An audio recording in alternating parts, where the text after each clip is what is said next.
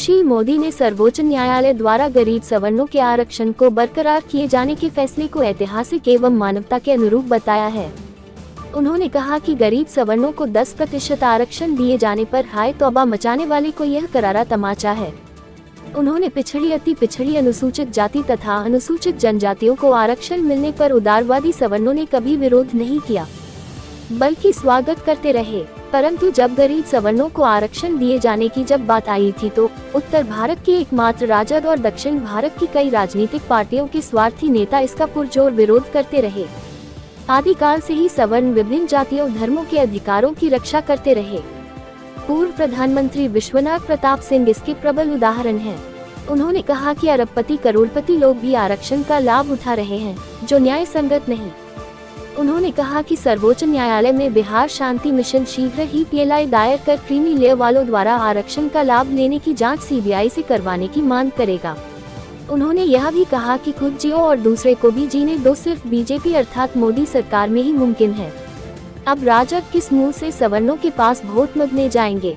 समय आ गया है कि सवर्ण एक होकर बीजेपी का साथ देना कि राजद जैसी सवर्ण विरोधी पार्टी और उसके नेताओं का।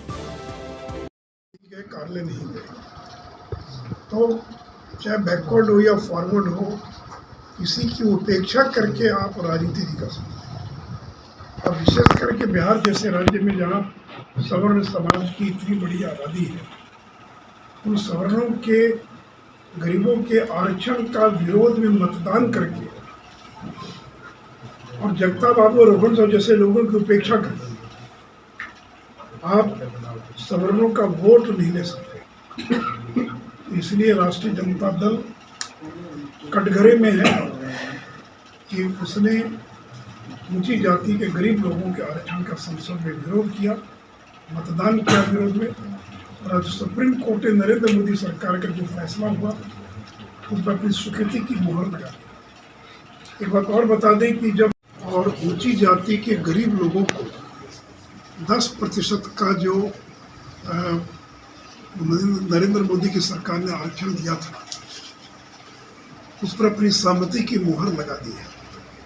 आपको मालूम है कि 2019 में संविधान का 103वां संशोधन किया गया था, जिसके द्वारा ऊंची जाति के गरीब लोगों के लिए 10% का आरक्षण दिया गया था।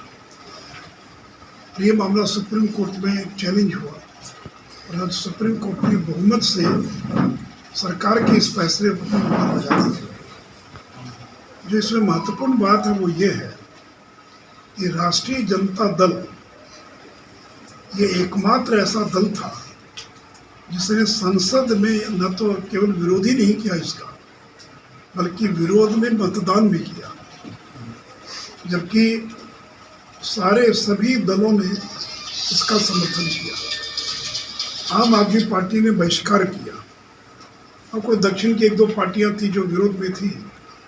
उत्तर भारत की पार्टियों में राष्ट्रीय जनता दल ये एकमात्र पार्टी थी जिसने कि ऊंची जाति के गरीब लोगों के 10% आरक्षण का केवल भाषण भरा विरोधी नहीं किया, बल्कि विपक्ष में मतदान किया।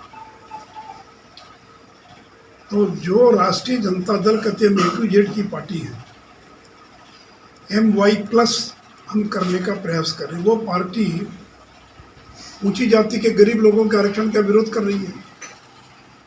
जबकि उस समय भी नरेंद्र मोदी की सरकार ने कहा था कि हम जो आरक्षण दे रहे हैं उसे अनुसूचित जाति, जनजाति, पिछड़ा वर्ग के आरक्षण में कोई कटौती नहीं होगी, उनका आरक्षण यथावत बना रहे।